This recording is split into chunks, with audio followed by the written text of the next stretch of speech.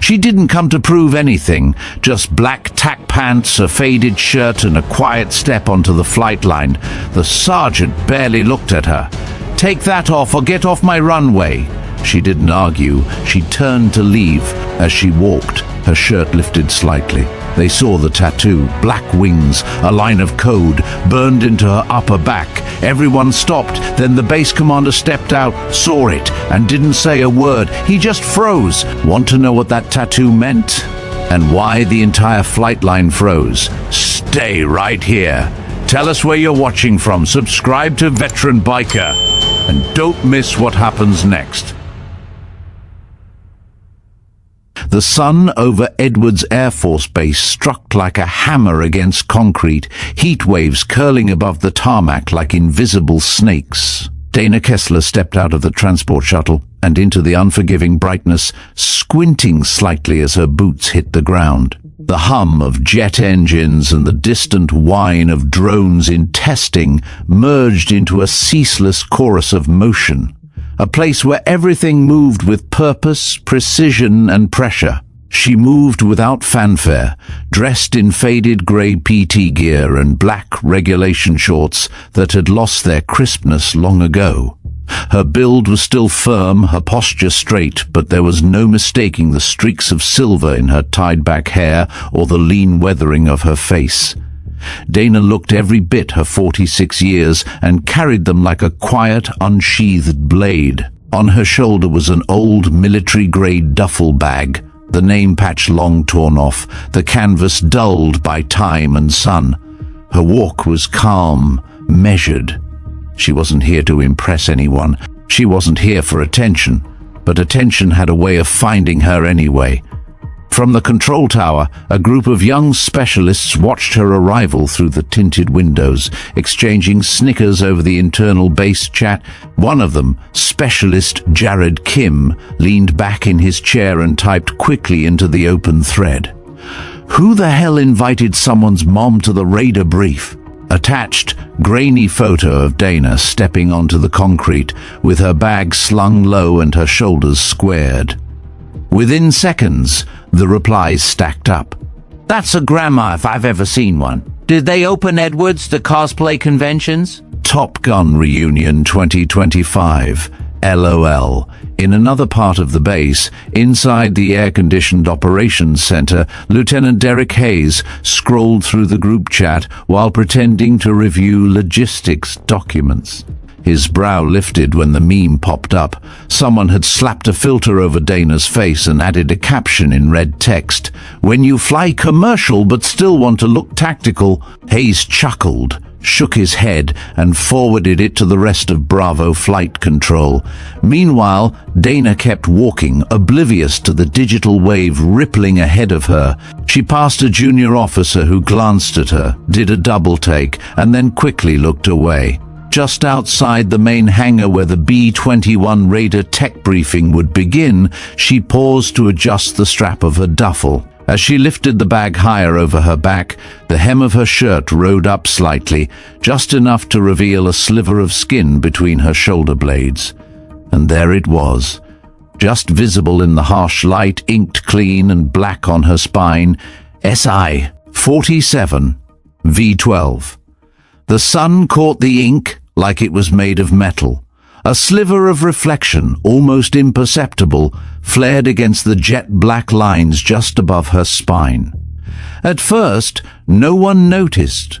The hum of nearby jet engines covered most small sounds, and Dana moved quickly, letting the shirt fall back into place as she approached the flight line access gate.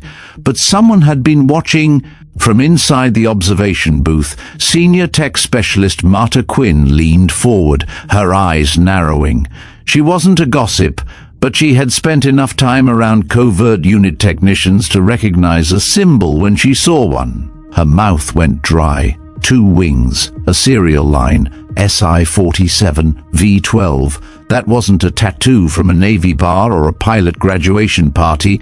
That was a designation. She turned to the junior next to her, who was laughing at his phone. "Hey, freeze that camera feed, zoom on her back. Just do it."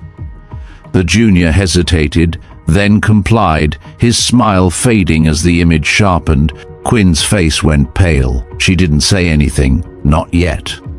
Down by the gate, Dana was met by a corporal who barely looked 20. He held out a clipboard with that special kind of rigidness that came from overcompensating. "Ma'am, this area's limited to authorized flight personnel only. You'll need to step back." Dana offered a calm nod and pulled a folded document from her duffel. "Clearance memo, signed by Colonel Jenna Royce. I'm here to observe the Raiders' training cycle per invitation." The corporal took it, squinting, then radioed something low into his collar mic. Behind him, 3 other personnel were beginning to take notice, not of the paperwork, but of Dana herself. One nudged another and whispered something that made the other stifle a grin. A few feet away, Lieutenant Derek Hayes exited the control wing with a coffee in hand and a smirk half formed on his face. He spotted Dana and rolled his eyes. "Here we go," he muttered under his breath. With a few long strides, he crossed to the corporal's side. "What's the situation?" he asked, loud enough for Dana to hear. "She's got paperwork signed by Colonel Royce, sir," the corporal replied, holding it up. Hayes took one glance at the paper and another, longer glance at Dana. "Yeah, but is that before or after we lowered the bar for senior citizen volunteer hour?" Laughter floated from somewhere nearby. Dana didn't react, but behind them, in the control tower, Marta Quinn picked up the secure line. Her voice was steady but clipped. "This is Specialist Quinn at Tower 2. I need to request confirmation on a legacy mission tattoo designation. Possible identification of SI-47, V12. I repeat, visible tattoo on the back, individual unknown, but possibly attached to Operation Silent Insertion." There was a pause. Then a single word returned through the line. "Stand by." Hayes handed the paperwork back with a shrug that said he didn't care if it had been signed by the president. "Look, Dana, was it? You might have had clearance back in 2005, but these days we keep our observation decks clear of nostalgia acts. We're here to prep real operators, not host a meet and greet with history." He turned toward the corporal, jerking his thumb.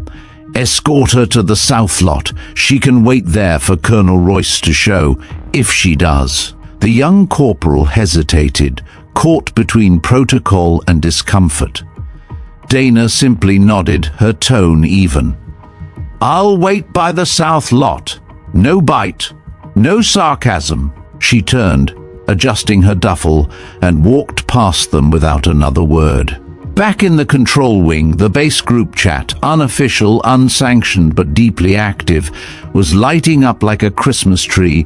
Confirmed, Bingo Squad just got escorted off the flight line. "She's got a tattoo, guys. Like some kind of wannabe Navy SEAL grandma." Attached image, Dana walking away, shirt clinging to her back. Tattoo just visible through the sweat-dampened fabric. A tech from Tactical Airflow added a sticker over the image, angel wings, and the caption "Bless her heart," and the message racked up 27 reactions in 2 minutes.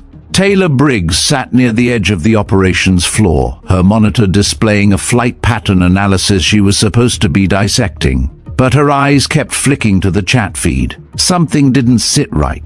The woman outside hadn't looked lost. She'd looked like she'd been here before, like she belonged. Then came the next message, SI-47, V12. Anyone know what that even is? Sounds like the password to my grandma's Wi-Fi. Must be one of those secret ops you invent for your resume. Briggs frowned. She zoomed in on the image again. The wings, the precision, that code. It wasn't random. She knew enough from intel briefings to recognize patterns. And this wasn't a vanity tattoo. It was tactical, labeled, measured. Meanwhile, Dana sat on a concrete block near the edge of the south lot, the heat pressing down like a weight. She took a small bottle of water from her bag and sipped it slowly, eyes closed for a moment, not out of weakness, out of control, of patience. Inside the control tower, the secure line crackled again. Quinn answered immediately. Tower 2, this is Command Archive. You said SI-47, V-12, yes? Confirmed, tattooed, mid-spine, on a female individual, early to mid-40s, possibly older. Observed on Edwards' flight line. There was silence. Then, do not approach. Repeat, do not approach. Full blackout pending command escalation. Patch this through to Stratcom level 3.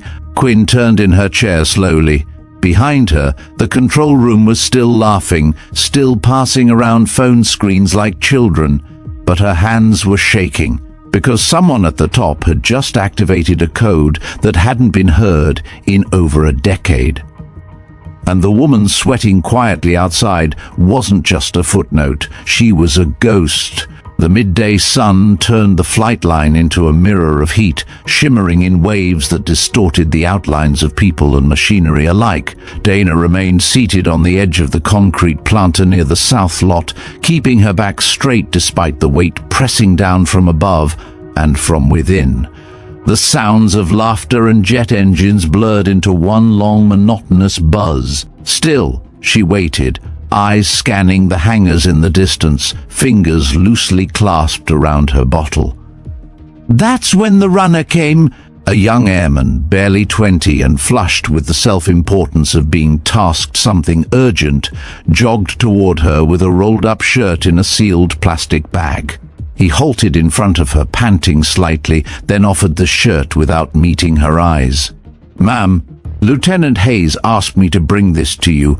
He says you'll need to change into base standard attire if you want to remain near the operational zones. Dana raised an eyebrow, looking at the shirt.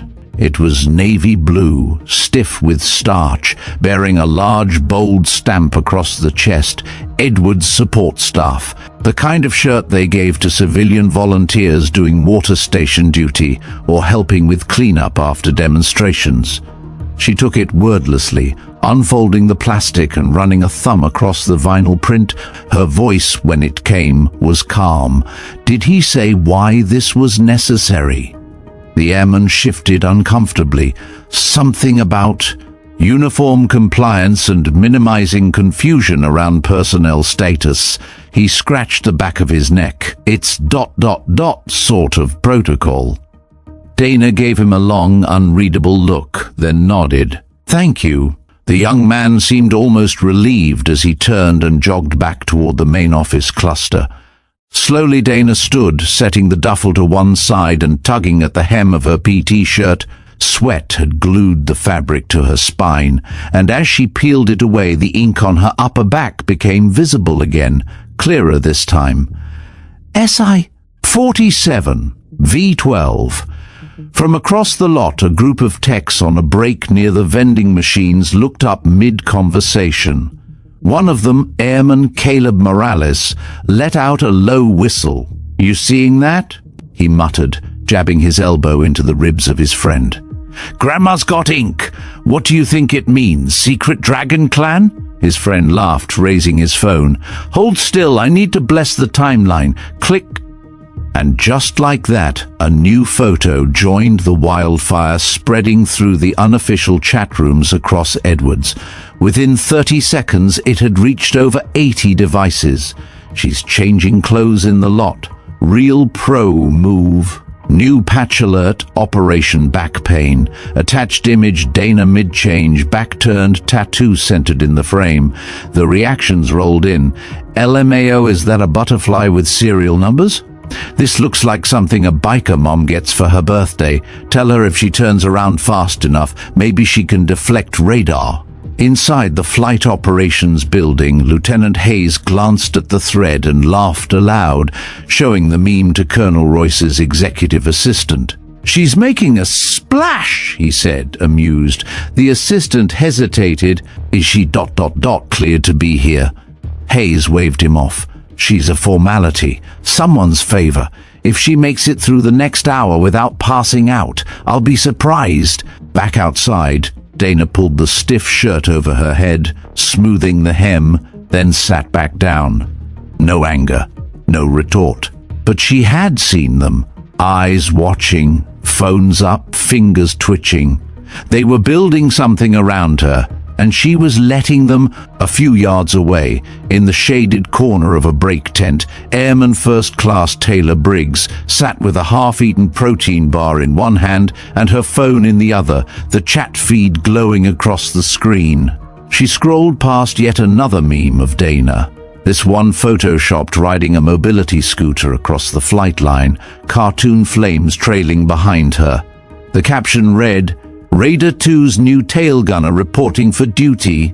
Taylor didn't laugh. She glanced over her shoulder, saw Dana seated quietly on the edge of the lot, her posture calm despite the heat, the ridicule, and the silent stares closing in from all sides. Taylor had only been stationed at Edwards for 8 months, but she'd already learned how fast people judged what they didn't understand. Still, something about this felt ... off. Not wrong, just misdirected. The tattoo kept gnawing at her thoughts. It wasn't just the ink or its stark symmetry, it was the structure. Military tattoos usually had a flow, wings, eagles, dates, sometimes mottos, but this one was architectural, cold, precise, and the way that woman had stood there as they laughed. Back inside the operations building, the group chat pinged again with a new message. Confirmed, her clearance is fake. Some admin screw-up. Just another vet trying to relive the glory days. She gonna ask for a senior discount on the next drone strike? The messages came fast now, snark begetting snark, cruelty climbing over itself to be the next viral comment. A handful of users posted reaction GIFs. A few piled on with references no one in the room would ever say aloud to Dana's face. Near the rear of the flight deck, tech specialist Quinn had been silent since placing the secure call. She watched the chatter unfold, her lips pressed into a tight line. The name, SI-47 V12, still rang in her ears, and the response she'd received from Stratcom, "Do not approach. Full blackout pending command escalation." That was no routine reply. She stood slowly, walked to the window that overlooked the southern lot. Dana sat there alone, shoulders slightly bent forward, her face turned down just enough to look like rest instead of restraint. No phone, no distractions, just stillness. "Something's not right," Quinn muttered to herself. Behind her, the laughter continued. Screens were shared, comments recycled. In a building full of people trained to recognize threat patterns, no one seemed to notice that the energy had shifted, that the jokes had taken on an edge, that the person at the center of it all wasn't reacting, and that her silence might not be surrender, it might be patience or warning. The order came mid-afternoon, delivered with the sterile tone of a policy update. "Ma'am," said a uniformed security officer, clipboard in hand, "you've been requested to relocate to the non-operational perimeter area. Until your presence is verified, command requests you remain away from active personnel zones." Dana didn't flinch. She rose slowly, dusting the back of her uniform-issue support shirt, and gave a small nod. "Understood." The officer didn't look her in the eye.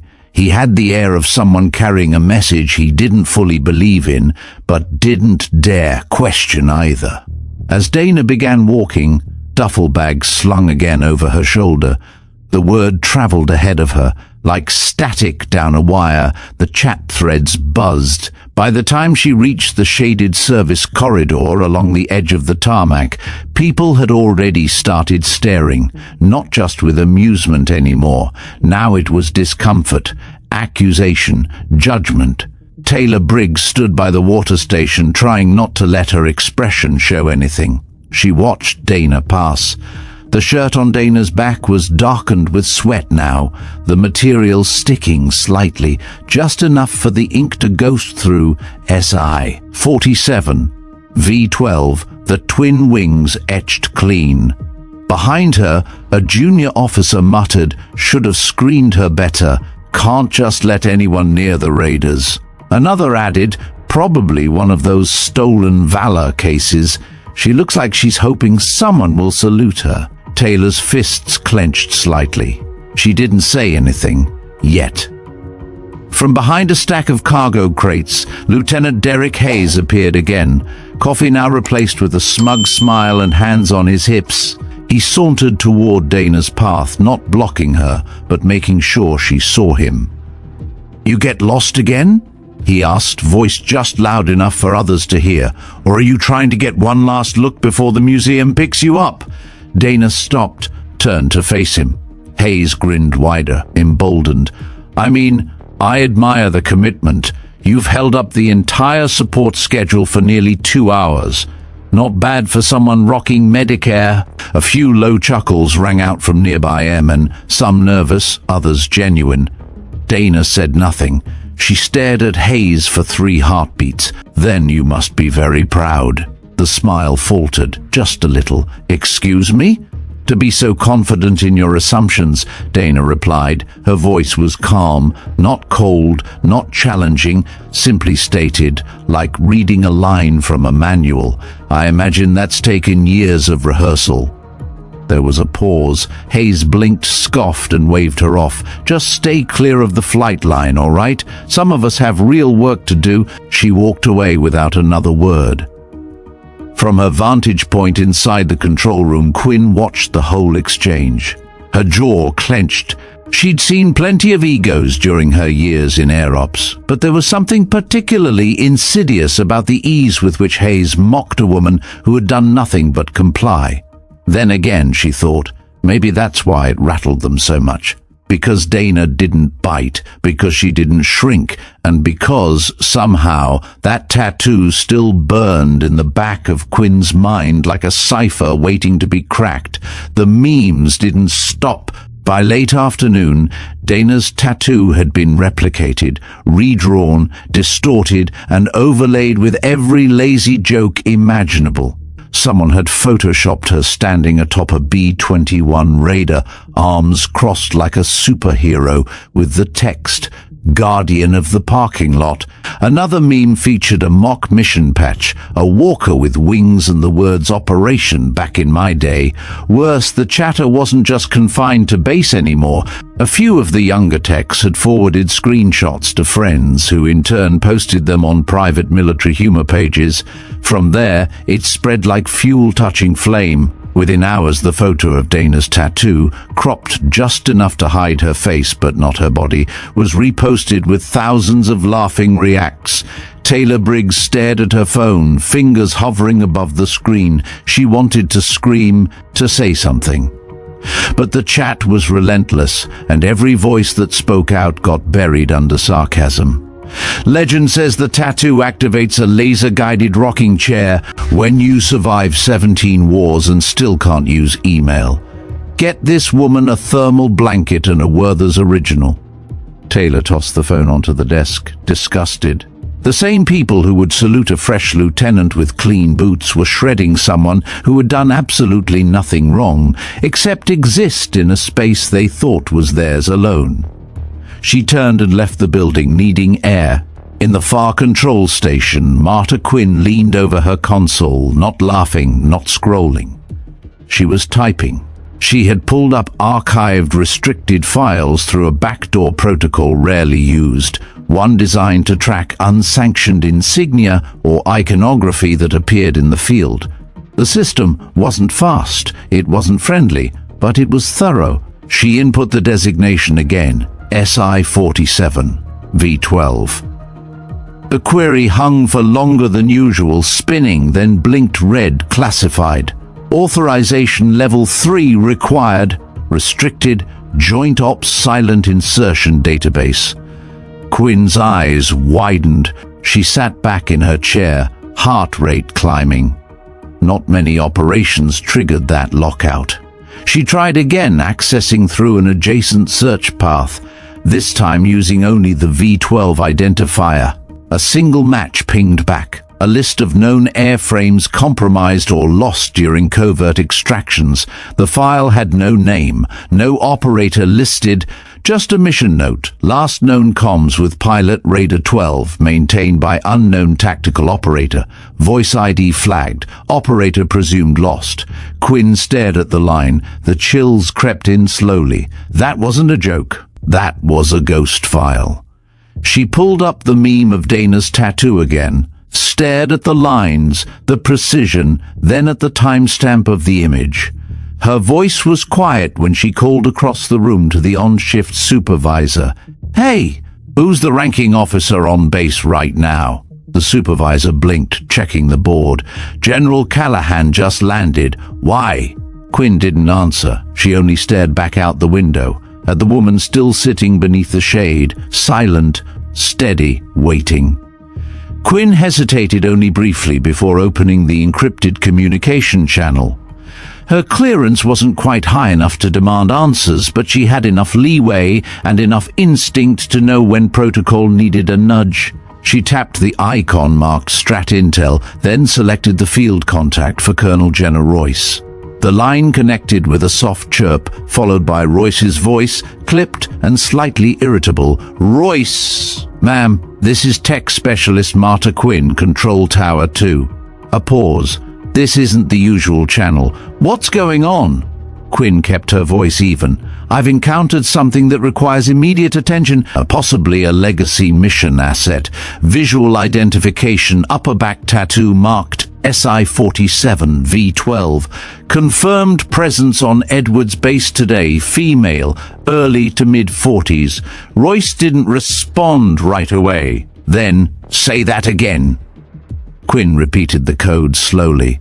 This time, Royce's tone changed. "Where did you see that?" In a viral image originating inside base comms, individual is currently being detained, informally, outside flight line perimeter. She's not resisting. No disruption, just waiting. Royce's silence stretched longer. When she spoke again, her voice was low, deliberate. That designation should not exist outside blackout files. "You're sure about what you saw?" "Yes, ma'am. The design is precise, standardized." "And I attempted an archive cross-reference, was locked out by level 3 firewall." "I'll handle it." The call ended. Colonel Jenna Royce sat frozen behind her desk in the admin block's restricted wing. Her fingers hovered over the keyboard, then pulled back. She didn't need to look up the designation, not after years of quiet rumors, off-the-record whispers, and a single whispered conversation with a major who had since retired to Arizona and refused to talk to anyone in uniform again. Silent insertion, 47. V12. There'd only been a handful of those missions, even fewer survivors, and most of them never made it back in one piece, mentally, physically, or officially. The tattoo wasn't vanity, it was a death certificate for someone who wasn't supposed to be alive. She picked up her secure line, "This is Colonel Royce. Patch me to General Callahan's aide. Tell him we have a possible Category Red identifier confirmed on base. And get me internal footage of the south perimeter lot." The footage loaded grainy and slow. Security cam feed from Lot C, angled slightly downward, framed by heat shimmer. Colonel Royce sat forward in her chair, hand covering her mouth, eyes narrowed as she scrubbed through the timeline. A lone figure appeared near the planter beside the fencing. The outline of her body was stiff but composed, her movements calm, methodical. When the shirt lifted briefly in the earlier footage, the ink caught the sun in a way that made the symbol glow. SI-47, V12. Royce paused the video, stared. There weren't many things that could rattle Jenna Royce. She'd served 2 tours in Afghanistan, rotated through covert NATO ops in the Balkans, and held her ground during internal audits more brutal than combat. But this sent a chill down her back. Years ago, while stationed as a junior intel officer at a dark site base in Diego Garcia, she'd been given partial clearance to review black box transcripts from failed extraction missions. Most were standard communications, timestamps, callouts. But one in particular stood out, a voice, calm and precise, guiding a B-2 crew blind through a dust storm in disputed airspace with no satellite support.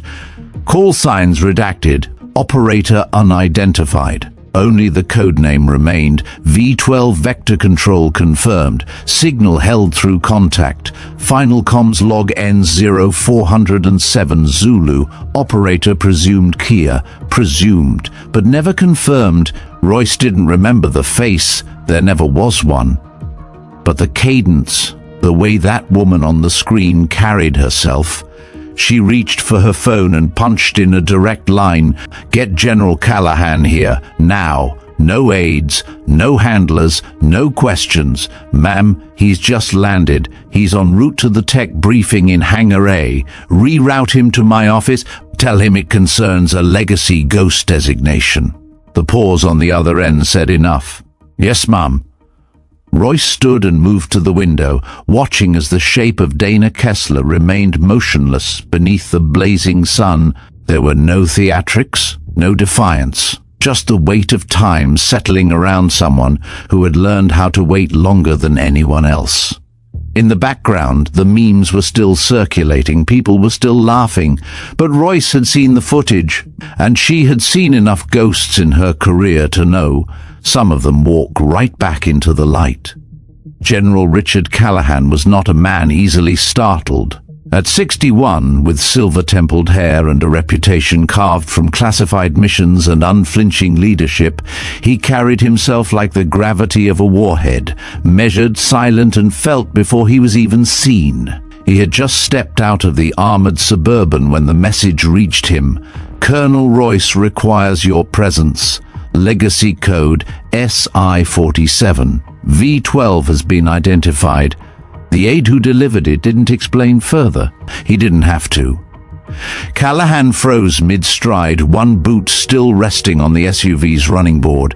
For a second too long he stared into the distance as if watching ghosts gather above the tarmac. Then, "Take me there. Now!" As the Suburban rerouted toward the admin wing, Callahan's mind was already cycling through a memory vault, long locked.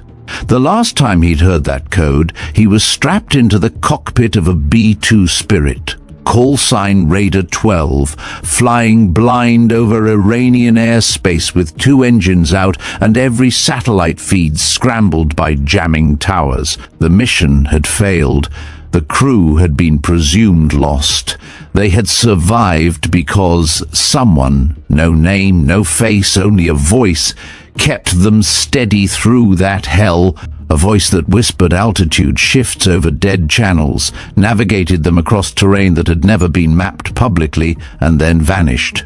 The mission logs labeled the signal origin as ghost, unconfirmed, buried, SI-47, V12, silent insertion, Vector 12. The car stopped. Callahan stepped out without waiting for the door to open. Colonel Royce met him at the corridor. "Sir," she said, her tone already stripped of preamble, "I believe you need to see something." She led him to the monitor. The paused footage on screen showed a woman in a navy blue support shirt sitting alone near the flight line's edge.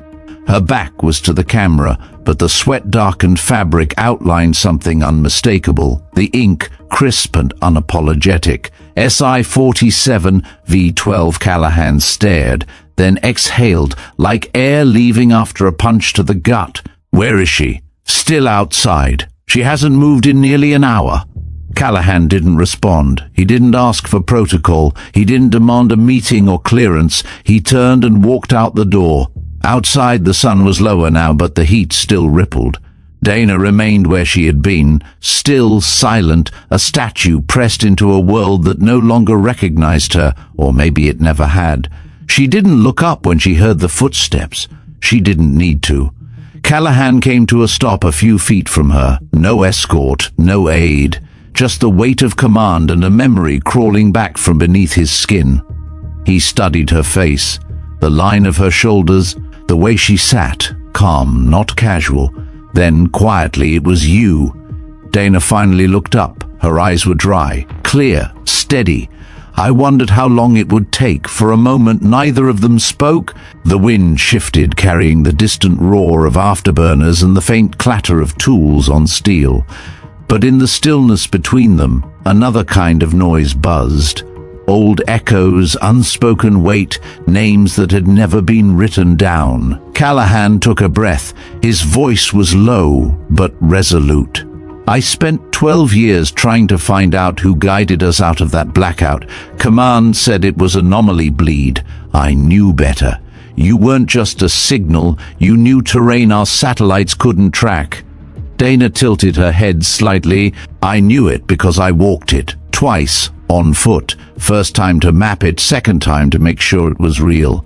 Callahan's jaw clenched. They told us you were dead. They had to, Dana said softly. That mission didn't exist, and neither did I. A small crowd had begun to form behind them now, far enough not to intrude, but close enough to sense something significant was happening. People who had laughed earlier were now silent, watching. Callahan stepped back half a pace and stood tall. His voice rose, not loud, but carried with the precision of a man used to commanding silence. "Ladies and gentlemen," he said, turning slightly so more could hear, "the woman you've been mocking, filming and circulating through your channels is not your entertainment." Every eye locked on him. She's not a relic. She's not a volunteer. She is Sergeant First Class Dana Kessler, formerly attached to Operation Silent Insertion, Mission V-12. She held an unbroken line of vector communication for 4 hours across contested airspace without satellite or radar. Her actions saved me, my crew, and 36 others, and she was never credited because what she did wasn't supposed to happen. The murmurs began immediately, some startled, some ashamed.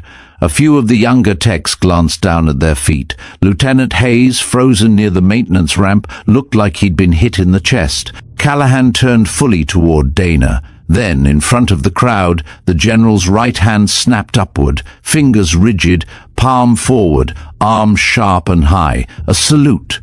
The kind not offered casually, the kind reserved for legends. Dana didn't move for a second. Then she stood, slowly, returned the salute. Not out of obligation, but out of deep, earned recognition.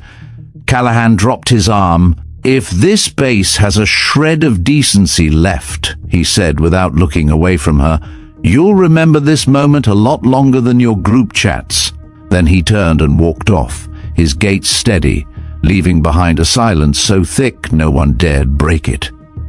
Dana sat down again, and this time no one looked at her the same way. For the first time that day, no one reached for their phones, no one snickered or whispered or forwarded a meme. The air over Edwards Air Force Base had shifted, like something weightless had been peeled back, and everyone left was suddenly aware of how heavy silence could be when respect took its rightful place. Dana stood where she was, posture relaxed but unmistakably firm. She didn't need to explain anything now. The salute had done that. The general's words had cut deeper than any reprimand ever could. And the crowd? The crowd was recalibrating, slowly, awkwardly, like children caught mocking a veteran in front of their grandfather. Colonel Royce was the first to act. She emerged from the admin wing with 2 staffers at her side, a tablet in her hand. Her steps were brisk, efficient, but her expression, measured, alert, carried the weight of apology without fragility. When she reached Dana, she stopped just short of eye level and extended the tablet.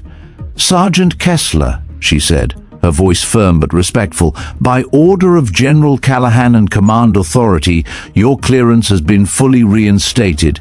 You're authorized to operate, observe, or support any and all training protocols on this base. No uniform restriction applies. That's effective immediately." Dana took the tablet, eyes scanning the confirmation page. The red banner marked temporary clearance had been replaced with a bold green, active, unrestricted. No hesitation, no signature line, no waiting. She tapped acknowledge and handed the device back. Royce hesitated, just slightly, before adding, "And, for the record, I should have looked closer. That's on me." Dana gave a single nod. "Thank you, Colonel." Across the airstrip, personnel were scattering, moving as if their tasks had suddenly become urgent again, but more than a few paused to look back. Not out of curiosity anymore, out of guilt and something else, recognition. Inside the operations room, the energy had turned hollow. The once lively chat thread slowed to a crawl. No new posts, just the last meme lingering at the bottom of the feed, one where Dana's face had been overlaid with cartoon flames. A single new comment appeared beneath it. "Take this shit down." Then another. "That's Kessler. She saved a whole crew. Delete it." And then silence. Dana stepped forward onto the training deck, not as a guest, not as an afterthought, but as someone meant to be there. The crowd parted, not dramatically, not in panic, just enough to mark a shift in presence, like a natural current reorienting around a fixed stone. She walked calmly, her boots scuffing slightly against the concrete, her shadow cast long in the late afternoon sun. Every step she took now carried a ripple. Where there had been dismissal, now there was space. Where there had been judgment, now there was silence. Taylor Briggs was the first to approach. The young airman stood near the observation station, cap in hand, eyes flicking briefly down before rising to meet Dana's directly. There was no apology in her words, just something rarer, sincerity. "I'm glad you're here," Taylor said. "We needed to see this." Dana regarded her for a beat, then replied simply, "So did I." Not far behind, a few of the younger recruits, those who had shared the memes, those who had chuckled without thought, stood stiff, uncertain. One of them, Morales, the one who'd first taken the photo of her tattoo, looked down at his boots when her gaze passed him. He didn't speak, neither did she.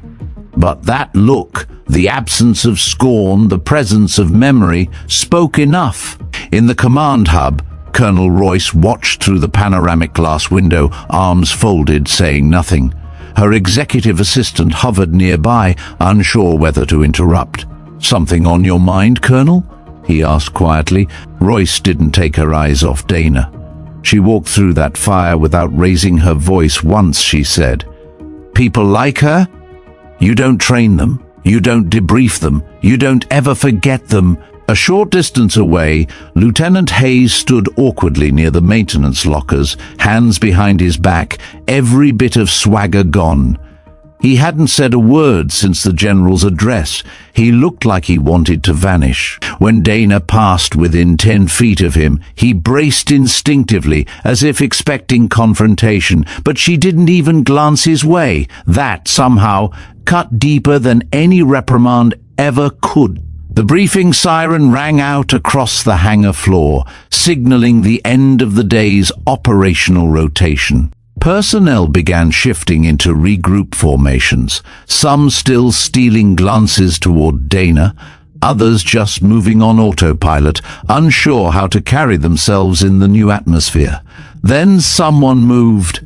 A single staff sergeant near the observation deck stepped forward, squared his stance and raised his hand in salute. Sharp, measured, not ceremonial, respectful, deliberate. Another followed, then a third. Across the tarmac by the refueling bay, a group of junior airmen followed suit, slowly at first, glancing at one another as if checking for permission, but no order came. None was needed. The motion spread like a silent wave, rippling outward from where Dana stood near the center of it all. Within moments, nearly every uniformed service member on the deck had turned to face her, back straight, arms lifted in perfect unison. It wasn't a command, it was a reckoning. Dana didn't respond immediately. She looked around, not overwhelmed, not triumphant, just present, fully. Like someone who had carried weight for so long that being seen no longer required words. She raised her hand in return. Not high, not grand, just steady. A few yards behind her, General Callahan watched in silence. Colonel Royce stood beside him, her expression unreadable. "She didn't need to say a word," Royce murmured, "and still she made this place remember who it's supposed to be." Callahan nodded. "We salute a rank, but people like her, we salute a legacy." As the line of salutes slowly lowered, no one spoke. The usual calls and chatter that followed dismissal never came. People returned to their duties differently, more aware of themselves and of who had stood among them. Later that evening, the group chat was quiet. No new memes, no jokes, just one message pinned at the top. If you saw what happened today, remember it. If you didn't, ask someone who did. And beneath that, a single image, Dana Kessler, standing still in the light, returning a salute that no one had ordered, yet everyone had given. Twilight fell gently over Edwards, casting long violet streaks across the hangars and glinting off the sleek bodies of jets asleep on the tarmac. The wind had cooled, carrying with it the dry hush of the Mojave. Most personnel had retired for the day, their boots no longer echoing across the concrete. But two figures still remained near the perimeter bench, one sitting with legs steady and hands folded, the other standing just out of habit. Taylor Briggs didn't speak right away. She hadn't planned what to say. Words felt too small for what she'd witnessed. But still, something had pulled her back to this spot. Dana sat quietly, looking out at the fading horizon, not tense, not expectant, simply aware. Taylor finally broke the silence. "I don't think I've ever seen that many people fall quiet all at once." Dana offered a faint smile, still not looking at her. Silence can mean a lot of things. Today, I think it meant they were listening for the first time. Taylor shifted her weight. "I wanted to say I'm sorry. Not because I posted anything. I didn't, but I didn't stop it either. I saw it happening. I watched people laugh, and I said nothing." Dana finally turned her head. Her gaze wasn't sharp. It was gentle in the way a mountain is, unmoved, enduring. "You were watching," she said. "That already puts you ahead of most—" Taylor looked down. "But I could have said something." "Maybe," Dana allowed. "But sometimes the lesson isn't in speaking up immediately. Sometimes it's in what you do after you've seen—" They sat in silence for a few more seconds. Taylor cleared her throat, trying again. "Can I ask you something? That code, V12, the tattoo, why keep it? Why mark yourself with something no one's supposed to talk about?" Dana looked back toward the runway. Her voice was calm. "Because forgetting doesn't make it untrue. That mission shaped everything after it. The people we lost, the choices I made. I didn't need a medal, but I needed something to remind me that even if the world didn't acknowledge it, I was there, and it mattered." Taylor nodded slowly, as if trying to absorb something heavier than she'd ever carried. "I think you just made half the base rethink why they wear a uniform," she said quietly. Dana smiled again, this time with something closer to warmth. "I didn't come here to change anyone's mind. I came because Colonel Royce asked, but I'm glad if something stuck." Taylor leaned against the bench now, arms crossed loosely over her chest, the tension in her shoulders finally softening. "I used to think being strong meant knowing everything," she said, "like having all the answers, being the fastest to react, the first to speak up." Dana tilted her head slightly. "And now? Now I'm starting to think maybe it's the opposite," Taylor said. "Maybe strength is about knowing when not to speak, or knowing that you don't know enough yet, and still showing up." Dana's lips curved faintly. "That's the part they don't put in the recruitment videos." Taylor chuckled. "No, they really don't." There was another pause, but this one was comfortable. Taylor's tone shifted, quieter now. "Do you ever feel like you don't belong anymore? Like you're out of step with everyone else?" Dana looked at her with steady eyes. "All the time. But the trick is realizing that it's not your job to match their pace. Sometimes you're meant to walk slower, look deeper, and if you do it long enough, if you stay the course, you find others who are doing the same." Taylor let the words settle, then took a slow breath. "I want to stay. In the force, I mean. But not just to wear the badge. I want to be someone who actually means something, who makes it count." Dana nodded. "Then don't chase recognition.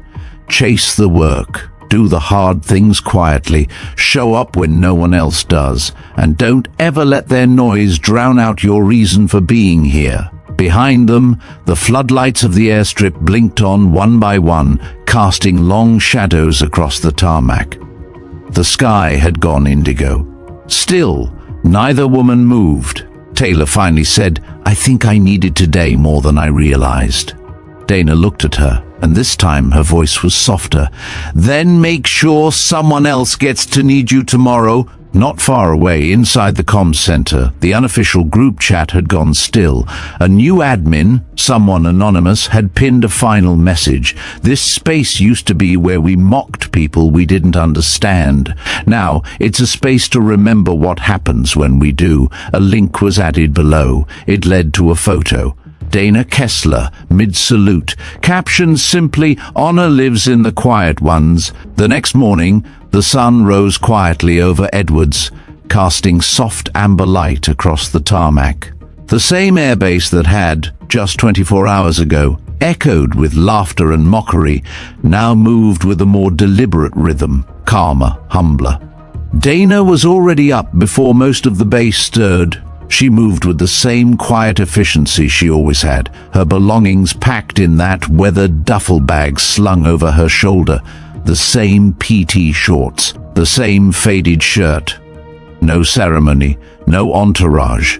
Outside the barracks, the sky was pale and clear. As she passed the north edge of the hangars, a young logistics officer noticed her and straightened his stance, not out of regulation but reflex. He gave a silent nod. Dana returned it without breaking stride. At the checkpoint gate, the same guard from the day before looked up from his tablet. His eyes widened slightly, and he stood a little taller. "Ma'am," he said respectfully, "heading out already?" Dana offered a polite nod. "Time to let the next generation take the wheel." He hesitated, then added, "We're better for yesterday, all of us."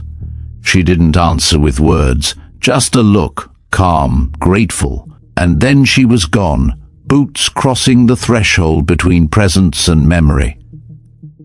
Back in the admin building, Colonel Royce entered the conference room flanked by her executive staff.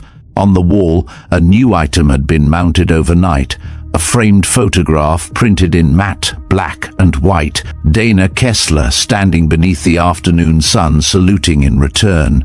Beneath it, a plaque read, "Sergeant Dana Kessler, silent insertion 47, the signal we ignored. The voice that saved us anyway." Royce stood in front of it longer than necessary. "She didn't ask for this," someone behind her murmured. "She never would," Royce replied. Meanwhile, Taylor Briggs sat at a comms console reviewing training footage. Her expression was different now, focused, grounded. There was a new badge clipped beside her monitor, a small laminated card with the same photograph and a single line typed beneath it, "Be the reason someone stays silent and standing." The road out of Edwards was long and flat, cutting through the Mojave like a scar.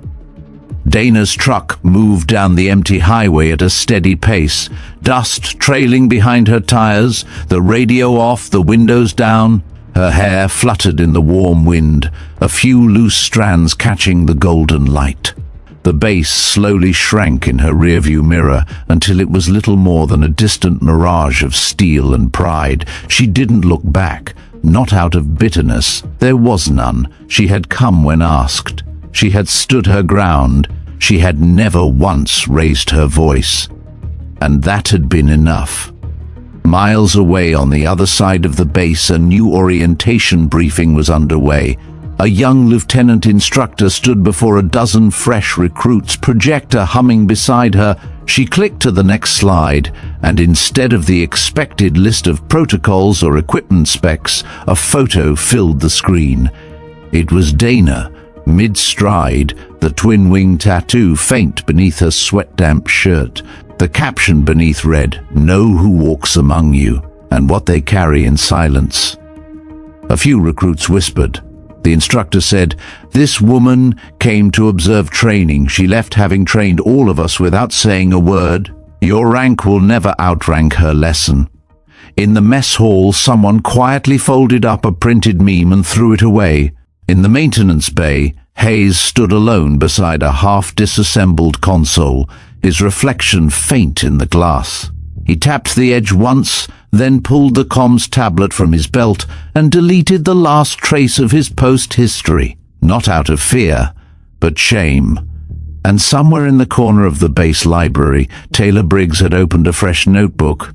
She wrote nothing in it yet, but on the front page she had penciled a phrase in clear capital letters: "When you don't know who she is, stand straighter, just in case." As for Dana, the road kept going. She had no fixed destination, no fanfare waiting at the next stop. Just a quiet return to the life she had built after service, one where she didn't need applause, didn't seek recognition, and never asked to be remembered. But she would be, because now, at one of the most secure and elite bases in the country, her presence would linger, not in the files but in the fiber. Not as a ghost, not as a myth, but as the reminder that legacy doesn't wear a nameplate. It walks in, gets told to leave, and makes you wish you hadn't said a damn thing. And maybe that's the part we're meant to remember most, not the medals, not the file numbers, but the moments when someone stands tall in silence and leaves behind a lesson that echoes louder than any uniform ever could. If Dana's story made you pause, even for a moment, we'd love to hear what part stayed with you most. Have you ever met someone like her? Someone who didn't need to speak to command respect?